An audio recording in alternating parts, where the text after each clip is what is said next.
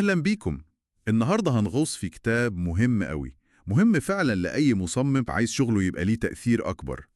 الكتاب هو التفكير التجاري للمصممين أو Business Thinking for Designers لراين رامسي.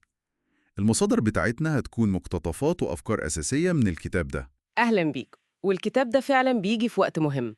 تمام. مهمتنا بقى النهاردة إننا نفهم سوا ليه المصممين محتاجين يفهموا بيزنس، وإيه أهم الأفكار والمصطلحات اللي الكتاب بيقدمها، وهنحاول نعمل ده بطريقة بسيطة وممتعة قدر الإمكان. يلا بينا نخش في الموضوع. يلا بينا. أصل الفكرة الأساسية اللي الكتاب بيطرحها إن مهارات التصميم لوحدها كده ما بقتش كفاية خالص في سوق العمل دلوقتي. خالص للدرجة دي؟ للدرجة دي. المؤلف نفسه بيحكي عن تجربته الشخصية، يعني هو كان ناجح جدا في أبل، ولما راح شركة إلكترونيك آرتس لقى نفسه مش عارف يتأقلم. غريبة دي. هو استغرب برضه، وده اللي خلاه يكتشف قد إيه فهم البيزنس كان ناقصه، وإن ده كان سبب المشكلة. والتجربة دي فتحت عينه على أهمية الموضوع ده. فهمت. يعني الكتاب بيقول إن الطلب على التصميم نفسه بيزيد، وده حقيقي بنشوفه، بس النجاح الحقيقي للمصمم بقى يعتمد على وعيه بالبزنس. بالظبط كده. مش بس علشان يتكلم نفس لغة المديرين والمهندسين، يعني يفهموا بعض وكده. لا أكتر من كده. أيوة، الأهم إنه يقدر يربط شغله التصميم اللي بيعمله ده بأهداف الشركة الكبيرة، وبالبottom لاين زي ما بيقولوا، يوضح قيمته. تمام. وهنا بقى بيجي دور فهم شوية مفاهيم أساسية في البيزنس، صح؟ أيوة، الكتاب بيركز على كام حاجة أساسية لازم المصمم يكون عارفها. مش لازم يبقى خبير اقتصادي يعني، بس الأساسيات. زي إيه مثلا؟ نبدأ بإيه؟ أول حاجة ومهمة قوي، الميزة التنافسية أو الcompetitive advantage. يعني إيه اللي بيخلي الشركة دي أحسن من غيرها في السوق؟ زي أبل مثلا بتصميمها المختلف؟ تمام. أو مثلا شركة زي جايكو في أمريكا بأسعارها المنخفضة جدا للتأمين. كل شركة وليها ميزتها. وفهم ده بيساعد المصمم إزاي؟ بيساعده يعرف هو المفروض يركز على إيه في شغله، هل التصميم هو اللي هيعمل الفرق، ولا السرعة، ولا التكلفة، عشان يخدم الميزة دي. حلو. طيب وإيه تاني؟ حاجة تانية أساسية هي الربح وهامش الربح Profit and Profit Margin. يعني ببساطة الفرق بين التكلفة وسعر البيع.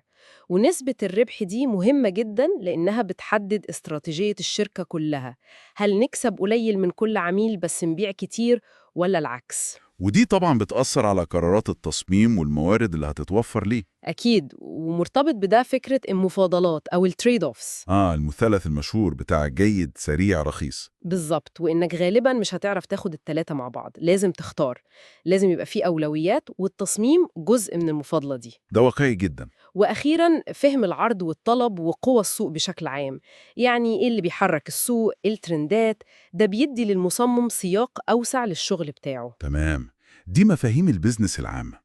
طب الكتاب بيربطها إزاي بالتصميم نفسه بقى؟ يعني التطبيق العملي. بيربطها عن طريق فهم نماذج الأعمال أو البيزنس موديلز المختلف. زي إيه نماذج الأعمال دي؟ زي التجارة الإلكترونية العادية، سواء B2C من شركة للمستهلك، أو B2B من شركة لشركة، أو نموذج الفريميوم اللي هو جزء مجاني وجزء بفلوس. زي سلاك أو سبوتيفاي كده؟ بالظبط. وفي نموذج الماركت بليس زي أتسي أو أمازون ماركت بليس اللي بيوصل بائع بمشتري.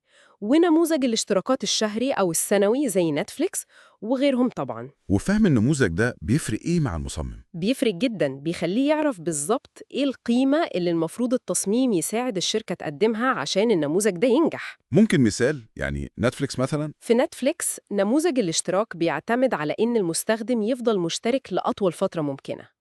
يبقى التصميم لازم يركز على إيه؟ على إنه يخليني ألاقي حاجة أشوفها بسهولة وأفضل مكمل، اقتراحات المسلسلات والأفلام وكده. تمام جداً. سهولة التصفح، الاقتراحات الشخصية، تجربة المشاهدة نفسها تكون مريحة. كل ده بيخدم هدف الاحتفاظ بالمشترك. لو النموذج فريميوم، التصميم لازم يخلي المستخدم يحس بقيمة النسخة المدفوعة بسرعة ويشجعه يشترك. فهمت. يعني التصميم مش مجرد شكل، ده أداة لتحقيق أهداف نموذج العمل. هو ده بالظبط. والكتاب بيقترح تحديث لفكرة قديمة شوية اللي هي تقاطع التصميم والهندسة والبيزنس. الدائرة المشهورة دي. أيوة. هو بيقول بدل ما نقول تصميم، الأفضل نقول الجاذبية. الجاذبية. يعني المنتج مرغوب. بالظبط. هل الناس فعلا عايزة الحل ده؟ هل بيحل مشكلة حقيقية عندهم؟ التركيز هنا على المستخدم واحتياجاته ورغباته، مش بس الجماليات. طيب وبدل الهندسة والبيزنس؟ بدل الهندسة نقول الجدوى التنفيذية feasibility. يعني هل إحنا نقدر نبني الحل ده بالموارد والتكنولوجيا المتاحة؟ منطقي. وبدل البيزنس نقول الجدوى الاقتصادية viability. هل الحل ده مربح للشركة على المدى الطويل؟ هل هو مستدام من الناحية المالية؟ يعني جاذبية، جدوى تنفيذية، جدوى اقتصادية. التغيير ده في المصطلحات إيه لازمته؟ بيخلي النقاش أوضح وأعمق. الجاذبية بتخلينا دايما نفكر في المستخدم الأول، ولما نربط الجاذبية دي بالجدوى الاقتصادية بنقدر نوضح للإدارة العليا إزاي شغل التصميم ده بيخدم أهداف الشركة المالية والاستراتيجية بشكل مباشر. يعني نقدر نستخدم أدوات معينة عشان نوضح الربط ده؟ أكيد. الكتاب بيشير لخرائط الاستراتيجية strategy maps كطريقة لربط مبادرات التصميم بأهداف الشركة الكلية، ونوضح إزاي التصميم بيساهم في تحقيق ميزة تنافسية. وحتى الكلام عن ال ROI العائد على الاستثمار اللي ساعات بيخوف المصممين شوية. الكتاب بيقول مش المفروض يخوفنا، هو مجرد طريقة نتكلم بيها بلغة الأرقام عشان نثبت قيمة شغلنا. يعني مش لازم نحسبها بالجنيه والقرش؟ مش بالضرورة، ممكن نربط شغلنا بمؤشرات أداء رئيسية KPIs واضحة، زي مثلا هل التصميم الجديد ده قلل الوقت اللي المستخدم بيحتاجه عشان يعمل مهمة معينة؟ هل زود التفاعل أو الانجيجمنت؟ هل قلل مكالمات خدمة العملاء؟ كل دي طرق بتوضح ال ROI بتاع التصميم. تمام. يعني الأهم هو القدرة على قياس التأثير وربطه بأهداف البيزنس. بالظبط. وده بيودينا لنقطة تانية مهمة جدا في الكتاب، التواصل. دي أكيد أساسية. إزاي المصمم يقدر يوصل أفكاره وقيمة شغله للناس اللي مش مصممين؟ الكتاب بيركز قوي على الحتة دي. لازم المصمم يعرف يتكلم بطريقة يفهمها شركائه في البيزنس، سواء مديرين أو مهندسين أو بتوع ماركتينج. إزاي بقى؟ إيه الأساليب اللي الكتاب بيقترحها؟ بيقترح أساليب عرض وتفكير منظمة، زي مثلا مبدأ الهرم أو Pyramid Principle. إيه ده؟ ده ببساطة إنك تبدأ بالخلاصة أو النتيجة اللي وصلت لها الأول، وبعدين تشرح التفاصيل والأسباب اللي وصلتك للنتيجة دي، عكس الطريقة اللي ممكن نفكر بيها ساعات، اللي هو نبني الحجة خطوة بخطوة وفي الآخر نقول النتيجة. يعني أبدأ بالبوتtom لاين فيرست؟ أيوة، ده بيخلي الناس اللي مش متخصصة أو وقتها ضيق تفهم وجهة نظرك بسرعة وتتابع معاك. فكرة كويسة. وإيه كمان؟ في إطار تاني بسيط ومشهور اسمه SCR. SCR اختصار لإيه؟ اختصار ل situation، إيه الموقف الحالي أو الوضع اللي كنا فيه. complication، إيه المشكلة أو التعقيد أو التحدي اللي ظهر.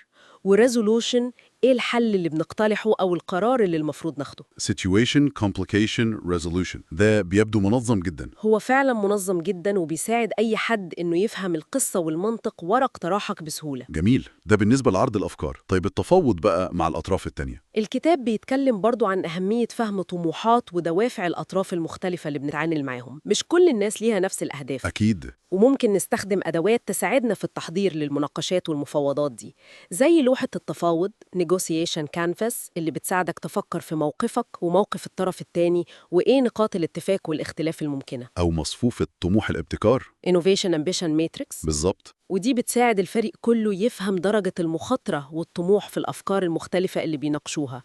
هل ده مجرد تحسين بسيط ولا تغيير جذري؟ كلام مهم جدا. يبقى الخلاصة أو التيك أواي الأساسي إن المصمم اللي بياخد خطوة زيادة وبيفهم لغة البيزنس وبيربط شغله باستراتيجية الشركة وأهدافها، تأثيره بيزيد جدا. فعلا، ما بيبقاش مجرد حد بينفذ المطلوب منه، لا، ده بيتحول لشريك حقيقي في التفكير وصنع القرار، بيقدر يدافع عن أفكاره ويثبت قيمتها. يعني الموضوع مش بس تصميم شكله حلو وجذاب، الموضوع التصميم بيضيف قيمة حقيقية وملموسة للبيزنس. بالظبط كده. وهنا بقى يمكن السؤال المهم اللي نسيبه للمستمعين يفكروا فيه. كل واحد في شغله اليومي إزاي ممكن يقدر يقيس ويربط بشكل أوضح بين الجاذبية اللي بيصملها وبين الجدوى الاقتصادية للشركة؟ وإزاي نقدر نوصل القيمة دي للناس اللي بنشتغل معاهم؟ أسئلة مهمة للتفكير. تمام. ده كان استعراض يعني نقدر نقول سريع ومكثف لأهم الأفكار اللي عجبتنا في كتاب Business Thinking for Designers لرايان رامسي. نتمنى يكون كان مفيد.